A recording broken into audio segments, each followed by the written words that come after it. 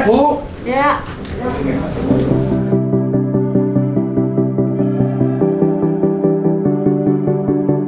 Enak ini Pak, enak cilik. Nggih, nak alet Pak. Alet niku sak jalan-jalan. Enak cilik ning ini tetep disyukuri ya ngono maksudnya ya. Alhamdulillah. Ya. Tapi pas pertama nikah sepiro?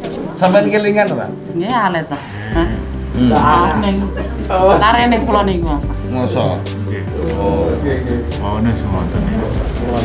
Lha pripun wong panci remen niku. Lho, iya Mas diomong. Lho saiki kan sik seneng ya Pak. Iya. Lho. Ojo nggih ta mung kan takoni kae kok. Oh, nggih. Sik seneng apa? Oh, ayo wae sampean mau gede cilik ora masalah lho maksudnya iki. Arep gede arep cilik ra apa-apa.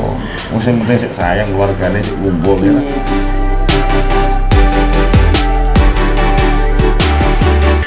Ini di Desa Balong yang kebetulan secara fisiknya ada satu pembengkakan di tubuh yang mungkin berlebihan gitu. Makanya saya minta untuk Puskesmas yang berkaitan ini dengan pihak Dinas Kesehatan selalu koordinasi untuk penanganannya.